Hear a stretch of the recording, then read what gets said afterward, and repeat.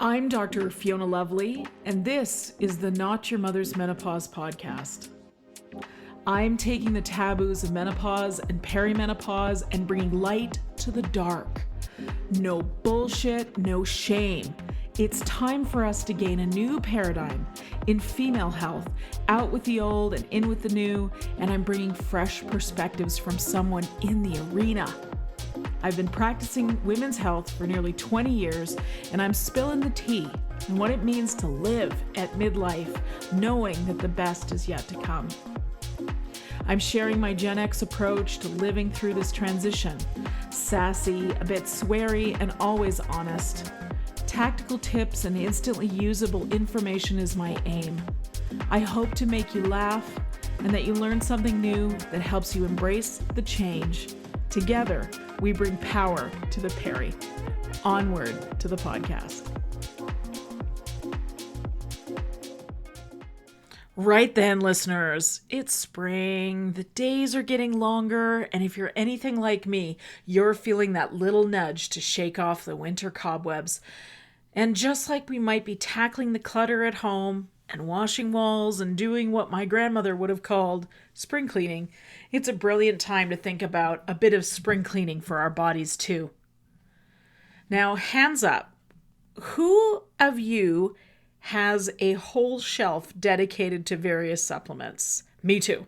Well, these days, I've simplified things brilliantly with AG1. It's my little daily habit, and honestly, it helps me feel so much more energized as I embrace these brighter mornings. It's just one simple drink to support your digestion, your energy levels, and even our skin from the inside out. And because we're all busy bees, especially as we get out and about more in this lovely spring weather, the AG1 travel packs are an absolute godsend for staying consistent on those weekend getaways or busy work days. Now, when it comes to our health, we want something we can really trust, and that's why I choose AG1.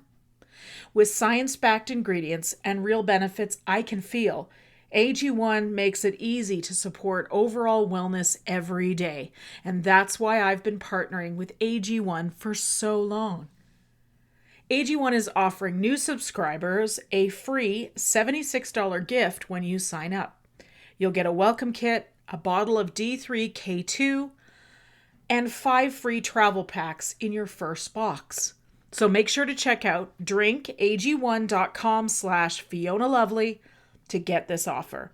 That's drinkag1.com/Fiona Lovely to start your spring on a healthier note. I'm delighted to have AG1 as a sponsor of the podcast. Remember, it's a foundational nutrition supplement, and I drink my AG1 every day to support my immune health. It's all part of feeling our best during this fabulous next chapter.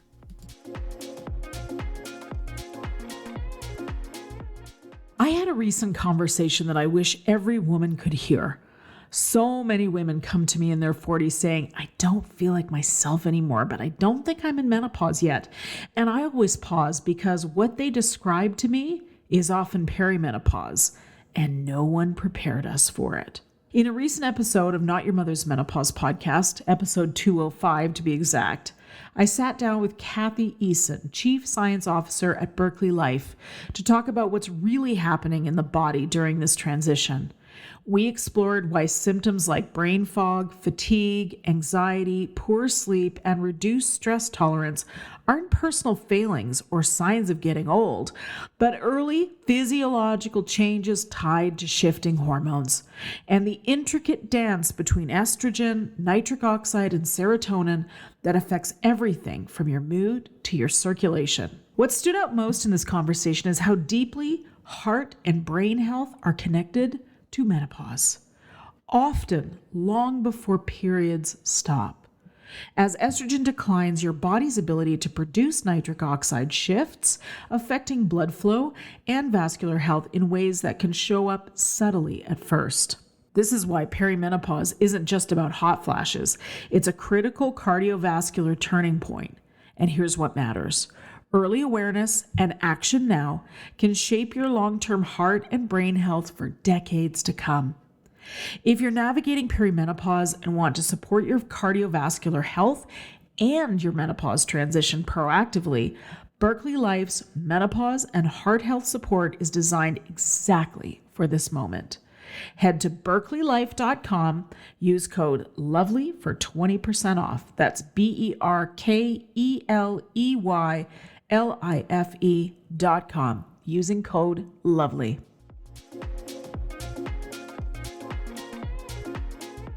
You're tuned in to the Not Your Mother's Menopause podcast. I'm Dr. Fiona Lovely. And, I had an interesting experience recently. If you read the newsletter, you probably saw that I made essentially what I call a blog post, but it's at the beginning of each newsletter. And I just talk about the thing that I've been asked about lots in clinic, or the thing that women want to know about, there's lots of things that will sort of drive me to choose that segment of the newsletter. But I decided to write a little bit about something I've talked about more and more in the office, which is for the women that are taking the GLP-1, GIP medications. There's a lot of support that really they should be offered by their medical provider when they are prescribed, and that information seems to be getting lost. And here's the thing, it's not optional information. But asking your doctor to talk to you about nutrition and hydration is like taking your Maserati to the Ford dealership and saying, hey, can you fix it? You got to check where you're asking that question. So as I was writing the blog for the newsletter, by the way, you can sign up for the newsletter at drlovely.com. Right up near the top next to my face, there's a little place where you can put your email address in there. And I'm not a spam person, so you will get directed emails from me that have come through me, and our newsletter, which comes out every other Friday, announces the new episodes and whatever other things I'm working on, and this little blog bit. Anyway, so as I was compiling this information, the same information I share in clinic with the women that I see that are taking the medications that I'm referring to, pretty much across the board, I'm being told that they were giving no guidance on nutritional intake. Nothing. Even the pharmacist didn't say anything. So this is me rectifying it. And I realized as I was writing this blog post that there's just so much of a vacuum here around this. There's a lot of hyperbole, a lot of dramatic newsline information about these medications, which is just crazy. Most of it wildly inaccurate. So I don't pay much attention, but this is me delivering the real news to you, the things you need to know. If you're taking a GLP-1, GIP medication, I'll explain to you a little bit more if you don't know what I'm talking about. I'm going to break that down here shortly. This is me giving you the stuff you need to know. Okay, as I said, I see this in my clinic every day. I see it in our podcast community. I get these messages in my inbox, and it's asking about a number of different questions about the GLP-1 medication. So let me tell you what that is. That is Ozempic, Wegovy, Mounjaro, Zepbound. Maybe you're already taking one. Maybe you're thinking about it. Maybe your best friend just started and you want to understand better and support her. Whatever brought you to this episode today, this is the one for you. So we are at an unprecedented time with these medications in particular being prescribed at a record pace. And women in our age group, that's women between 50 and 64, are the number one users. That's 1 in 5 of us have now taken a GLP-1 medication. And yet the conversations around how to support your body while taking them is seriously lacking. And as I said, there's a ton of noise out there, a lot of misinformation, a lot of opinions, a lot of judgment. So let me be clear about where I stand. The medications that I'm referring to have vast, well-documented benefits for people living with the disease of diabetes, obesity, or metabolic dysfunction. They are not a vanity tool, even if Hollywood treats them as such. They are absolutely not a shortcut. For millions of women, they are genuinely life-changing medicine. I'm not here to debate whether you should or shouldn't take one. That debate is for a woman and her doctor. But what I am here to do is to support you if you're one of millions of women who are getting real help from a GLP or GIP medication. And I want to make sure that you're doing everything you can to support your body in the process if you are one of those women. Okay, so let me do, you know me guys, I like the science, I like the explaining things. And so this is my primer for anyone who needs it. GLP-1 stands for glucagon-like peptide 1. It is actually a hormone your body makes naturally. It's released in your gut after you eat, and it does several things. It tells your pancreas to release insulin. It slows down how quickly your stomach empties, and it signals your brain that you're full. GLP-1 receptor agonist medications mimic that hormone. Ozempic and Wegovy are brand names for this particular medication, which is called semaglutide. And they sit in the category of the GLP-1 receptor agonist medications. They were originally developed for type 2 diabetes management, but researchers noticed something pretty significant. People taking them were also losing substantial amounts of weight. And from there, the conversation exploded. Now, the evolution of GLP-1 receptor agonist medications are what's called the GIP medications, Mounjaro and Zepbound. Those are brand names for tirzepatide. So going forward, you're going to hear me refer to them as semaglutide and tirzepatide. Now, tirzepatide works a little differently. It's a dual agonist, meaning it targets both GLP-1 and a second hormone called GIP, or glucose-dependent insulinotropic polypeptide. GIP also plays a role in insulin release and fat storage, and when you combine both targets, the appetite suppression and weight loss effects tend to be even more pronounced. Same principles apply when it comes to supporting your body, and arguably more so. We're working on more pathways here, of course. There is a triple agonist medication coming to market soon. It works on GLP-1, like semaglutide, GIP, like tirzepatide, and glucagon. Now, this one happens to be called retatrutide. It is not approved for market yet, but expect to start hearing about it soon. For the rest of this episode, though, I'll refer to these medications again, as I said, by their drug names, semaglutide and tirzepatide. One thing I want to address before we go further, because I hear this question a lot, are these medications safe? And I want to offer some reassurance here. This class of medications is called incretins or incretin mimetics, and they have been FDA approved for over 20 years. The first one was approved back in 2005.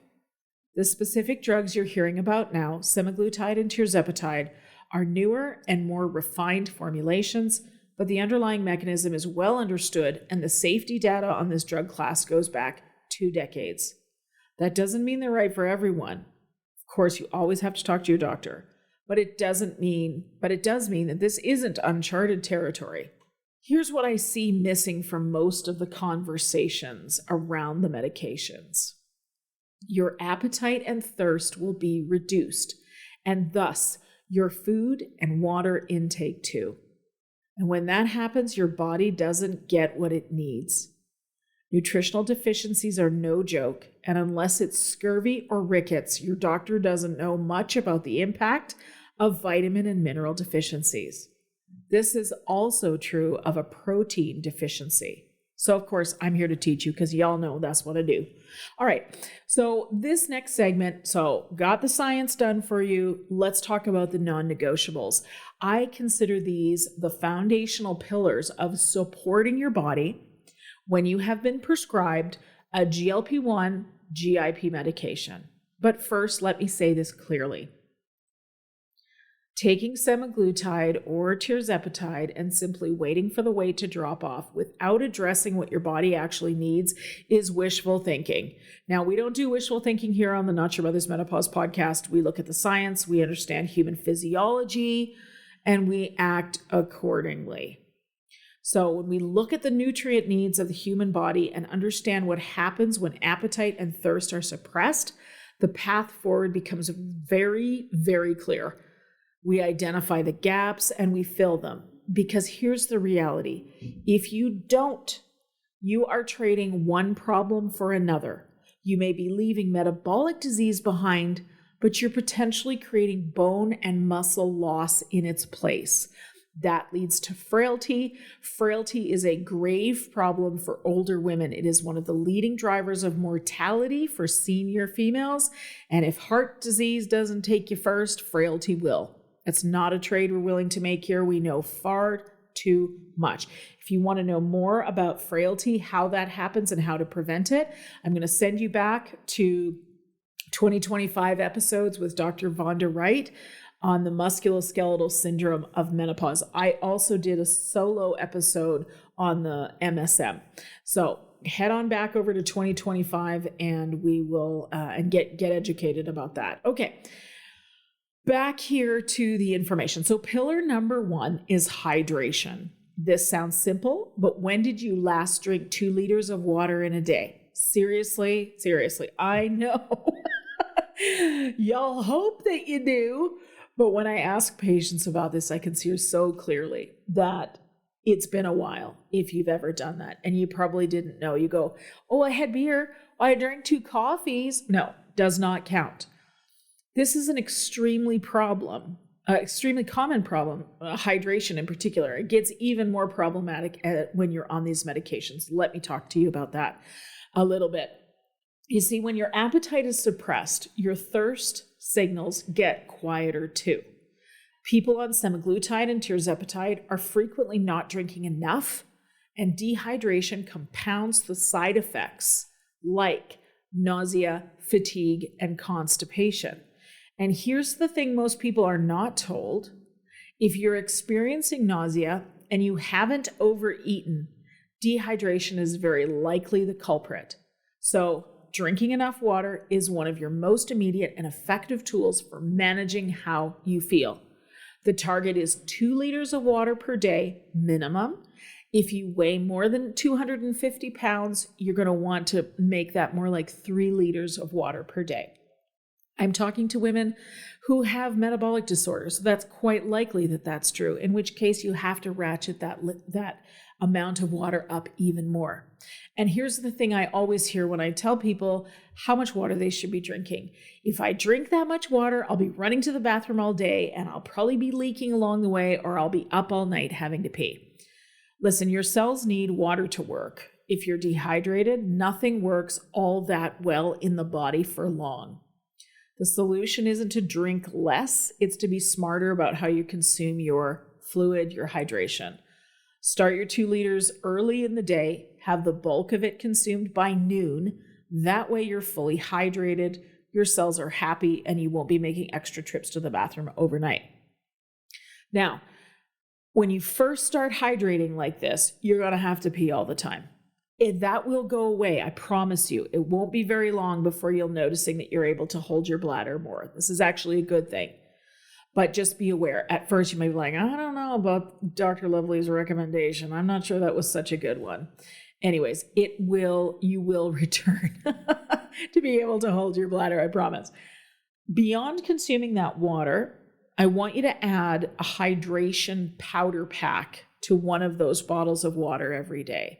I'm not talking about the sports recovery drinks that are loaded with sodium and sugar. They are loaded with those things to replenish the athlete after an athletic event. So I'm guessing if you're taking one of the GLP-1 or GIP medications, you're probably not so concerned about recovery from your triathlon. So you just simply don't need that much salt and or sugar. I'm talking about an electrolyte blend, a lower sodium blend here that has one of the natural sugar alternatives that is like stevia. There we go. Ding, ding, ding. Anyways, the goal is cellular hydration. So make sure your cells actually have the minerals they need to use the water properly. You want some salt in there, guys, because it turns out that water follows salt into the cell. So you need to make sure you've got some sodium on board in order to hydrate, but you don't need the ones that have a gram of sodium in them, etc. Not for this particular activity anyways. Okay, sip your water throughout the day. Don't try to catch up at 8 p.m. Otherwise, you'll be up all night. Okay, let's talk about the second pillar. Oh gosh, there's so much information on this one these days. Protein and muscle preservation. This is a huge one. I really need you to hear me on this. When you dramatically reduce your food intake, which is exactly what semaglutide and tirzepatide do, you're not being intentional about your protein. Your body will break down muscle tissue for energy, not just fat, but for muscle. That's really important for you to know. And for those of us in peri-menopause and menopause, this is a serious problem. We are already losing muscle mass due to the decline in estrogen and aging called sarcopenia. That process is happening whether we like it or not. And a GLP-1 GIP medication without adequate protein support can accelerate your muscle loss. That muscle loss is not just about how you look, kids. Muscle is your metabolism, it's your bone support, it's your insulin sensitivity. Muscle is most importantly your functional independence as you age. Having muscle built now in our 40s and 50s can mean the difference between you need nursing care when you're in your 80s and 90s or not. It's that important. So how do we prevent muscle loss? You must prioritize protein at every single meal, every meal. If you need help determining your personal target based on your weight and activity level, a holistic nutritionist is your best ally here. This is exactly their wheelhouse. Once you've topped up the amount of protein you can eat, keep in mind if your appetite's suppressed, it may not be that much. If your goal is 100 grams of protein a day, but you can only eat 60, that means you need to supplement the difference so that your body doesn't consume its own muscle mass for fuel. This is so important. I just need to pause there for a second. So, adding in protein forward snacks. So beef jerky, beef sticks, you can get protein bars now. In fact, I just discovered that Costco has a whole entire row in the front of the warehouse that is both sides, various different protein bars and all the different kinds. So a high quality protein powder, either a whey or beef protein isolate or something similar, it's not a luxury here. If you're on semaglutide or tirzepatide, it is absolutely a necessity. And number 3, this is the part I find most people are skipping. You need to use all that protein you're consuming. You need to be doing resistance training 2 to 3 times per week. I invite you to do the resistance training. I mean, in the end, y'all are going to do what you're going to do. This is me educating you so that you can have the chance to have the best case scenario. Okay, so resistance training 2 to 3 times a week, and I can literally feel a bunch of you just tensed up. So I don't like going to the gym myself, so let me tell you how I do this so that I easily work it into my daily routine, and it's not something I have to go above and beyond everything else I'm doing to get done. It doesn't mean you need to live in a gym or lift heavy weights. If you want to do those, my God, let me know how the best way to do that is. I've tried to motivate myself to do that, and I just don't like it. Okay, body weight work is what I'm talking about. Using the weight of your body for resistance training doesn't require anything except a yoga mat and some resistance bands, which you can buy at the dollar store. No gym needed. My preferred way of finding out which different exercises I want to do is I use the Haley Happens Fitness app. It's free. Of course, you can sign up for their programs. That works too. But the free app is great. You set yourself a little 20-minute, 10-minute, 30-minute resistance training routine 3 times a week. And I'm telling you, it doesn't take long before you start to notice the difference in your strength and even how your body is changing. Again, we're going for strong. We're not going for skinny. Even when we're taking the weight loss and diabetes, obesity medications, we're going for strong.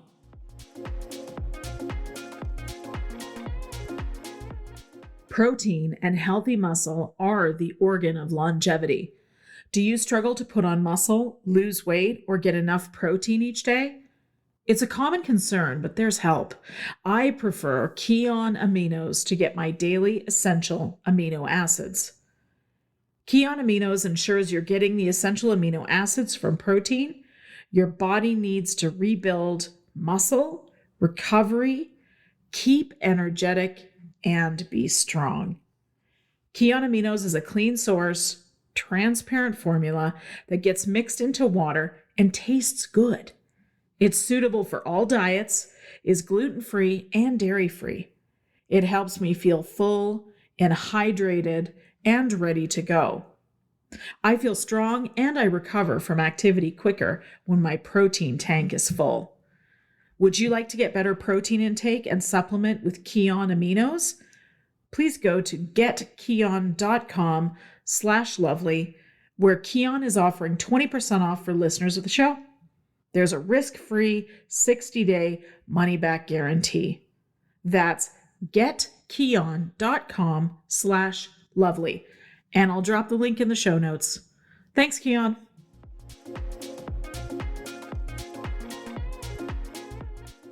Guys, I'm laughing because I'm thinking about Kyla Cobbler on Instagram. If you don't follow her, she's hilarious. Please follow her. She has this whole slogan about, I'm about to say a naughty word. She says, fuck skinny, let's get furious and jacked. I'm like, listen, I'm Gen X, so I got the furious part already. Let's work it on with the jacked bit. Okay, anyways, yoga mat, resistance bands. You don't even need the resistance bands. You can have them if you want to. Lots of us have them at home already. Fine, use what you've already got. No gym needed. The whole point is to send your body a signal that it needs to keep that muscle, because without the signal, your body has no reason to preserve it other than to keep you upright. So for women in menopause specifically, and I really want to underscore this, muscle preservation now is one of the most important investments you can make in your future health, your bone density, your metabolism, your balance, your independence. 20 years from now, it all connects back to the muscle you're building and maintaining today. Okay, I've beat that drum enough. Let's go on to pillar 3. Fiber. So constipation is one of the most common side effects of semaglutide and tirzepatide, and it is largely manageable, but you have to be proactive about it. So your daily fiber target is a minimum of 25 grams, and I want you to get there through food first. Vegetables, legumes, seeds, and fruit. Now, I like chia seeds in particular. They're an incredibly easy addition to protein smoothies, salads, yogurt. They act like little brooms in the gut, and they're fibrous and they keep things moving. So if you're still not hitting your target through food, a fiber supplement can bridge the gap.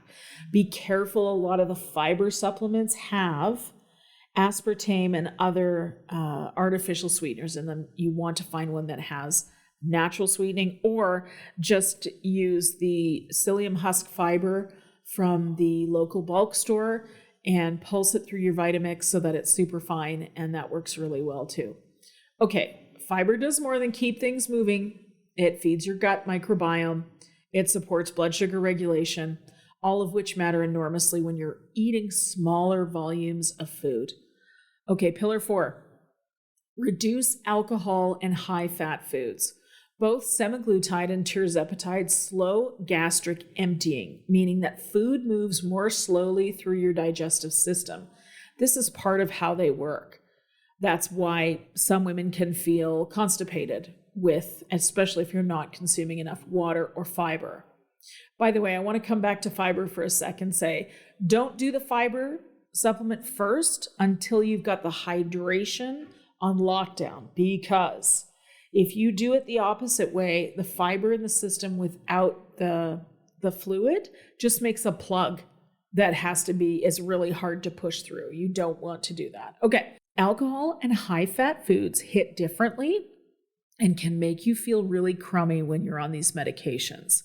Nausea is already a common side effect. Alcohol and greasy foods amplify it significantly. Beyond the side effects, alcohol adds empty calories that compete with your nutritional needs at a time when every bite counts. It's not about perfection. It's about being honest with yourself and how these choices make you feel and choosing accordingly. I mean, if you're paying out of pocket for these medications, you want to optimize, or even if you're not, you want to optimize the experience and make it as good an experience for you as possible. Okay, if you're using alcohol to relax or ease societal anxiety, you're not alone, not by a long shot. Stay tuned for Pillar 6, where I'll share some tips for you on that.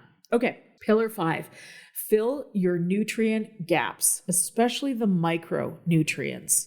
This one is underappreciated, and I want to spend a moment on it because, again, where do you get this information? When you eat less, you absorb less. It's that simple. The vitamins, minerals, and trace elements that you would normally get through a full and varied diet become genuinely harder to obtain when your intake is significantly reduced. This is why I recommend a micronutrient supplement for anyone on semaglutide or tirzepatide. With a powder or a liquid absorption, it's easier to get down, and the absorption is superior when your appetite is low.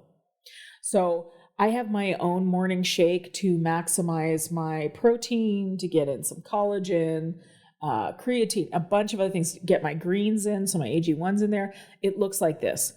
I do this every single day. I do it before breakfast, like long before breakfast, because if I have this right before breakfast, I'm too full to eat any real food. So I have it alongside my morning coffee. And I do 1 scoop of AG1. I do a scoop of collagen powder. I do a scoop of Kion aminos, and I add creatine. If I feel like I need additional protein that day, I'll add in a scoop of beef protein isolate powder. That's easy enough to take.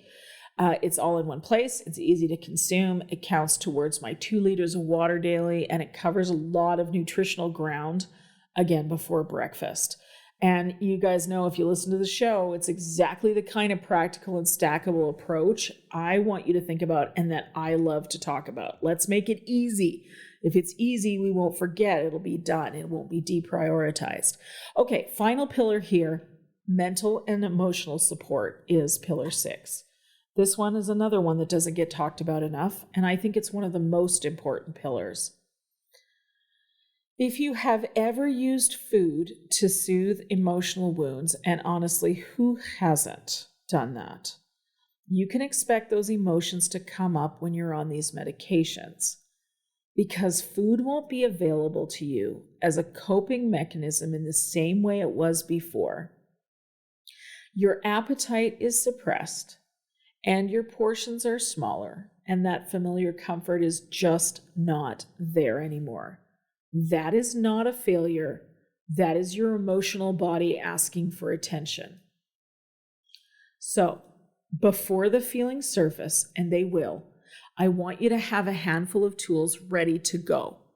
When emotions come up, you can call a friend, go for a nature walk, pick up a hobby that keeps your hands and mind busy. When you would normally reach for food, reach for your water bottle instead. And if you have access to a psychologist or therapist, this is a beautiful time to do that work, to bring those emotions up and out of your body and your mind in a safe and supported way. These medications will change your relationship with food. Make sure you're building a new relationship with yourself at the same time. Okay. I want to give you some contextual things for this now that I've given you the practical information. And if you feel like you missed anything, don't worry. I'm going to do a review here quickly. GLP-1 and GIP medications are powerful tools. And for women in our age group, that's women navigating perimenopause and menopause at the same time as these metabolic changes, the context here matters enormously. I want to address something you hear about often out there in the news, the rhetoric around, quote, coming off these meds, end quote. You'll see these headlines and op-ed pieces and plenty of well-meaning people suggesting that the goal is to eventually stop taking these medications. I want to be really clear here. Obesity and diabetes are chronic diseases. When you find a medication that manages a chronic disease effectively, you stay on it, just like you would with blood pressure medication or insulin or thyroid medication.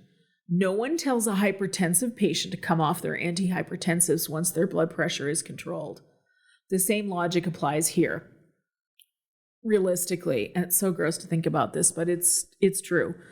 The narrative of coming off of the weight loss medications has been shaped by the diet culture and the weight loss industry. And we are done letting those industries define how we think about our health. Your hormonal shifts are already affecting your muscle mass, your bone density, your metabolism, your gut health, your brain. A GLP-1 GIP medication lands in the middle of all that, which is why I'm so passionate about making sure you go into this with your eyes open, with supports in place, and with a plan that goes beyond just the prescription. Because you deserve to feel good through this process. You deserve to come out on the other side of perimenopause stronger, not depleted. That requires you to be an active participant in your own care, to ask questions, to advocate for yourself, and to make sure the people supporting you understand the full picture of your health.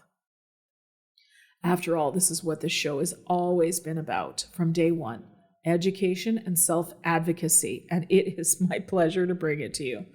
Okay, so let's recap. I know it's been a lot of information. If you're on a GLP-1 or GIP medication or thinking about it, here's your 6 pillars. Hydration, 2 liters of water minimum plus 1 daily electrolyte pack. Number 2, protein and muscle. Prioritize protein, supplement with whey or beef protein isolate, do your resistance training. Number 3, fiber, 25 grams a day, non-negotiable, food first. Number 4, reduce alcohol and high-fat foods. Your gut will thank you. So will your brain. Pillar number 5, fill in your micronutrient and nutrient gaps. A daily green supplement like AG1 is a simple, effective way to do that. Pop in your collagen, creatine, protein powder, and Kion aminos to get a nutrient flex early in the day that's unmatched. The links to those things that I mentioned are in the show notes. Pillar number 6, support your mental and emotional health. Have your tools ready before you need them. Okay, I think that covers it. See what I mean? It couldn't just be a blog. It was so much more to talk about here. The deeper hormonal intersections and what these medications really mean for women in menopause specifically. We are going to go much deeper in a future episode, so make sure you don't miss it. The best way for you to stay in the loop on the episodes and everything else going on in Dr. Lovely World is sign up for our newsletter at drlovely.com. That's where I share the things that don't always make it into the episodes, resources, research, courses I'm offering, podcast episodes, great guests, whatever's coming up next is right there in the newsletter every other Friday, drlovely.com. As always, thank you so much for being here. Thank you for taking your health seriously. I love delivering this information for you, even probably more so than I did the first episode almost 11 years ago, if you can believe that. I can hardly believe it. Your health matters. You matter.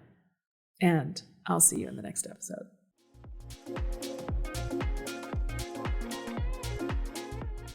The information and other content provided in this show, or in any linked materials, is not intended and should not be construed as medical advice, nor is the information a substitute for professional medical expertise or treatment. We are doctors, but we aren't your doctor. Seek your doctor's opinion. If you or any other person has a medical concern, you should consult with your healthcare provider or seek other professional medical treatment. Never disregard professional medical advice or delay in seeking it because of something that you have heard in this podcast or in any linked materials. If you think you may have a medical emergency, call your doctor or emergency services immediately. The opinions and views expressed on this page and in this show have no relation to those of any academic, hospital, health practice, or other institution. Thank you.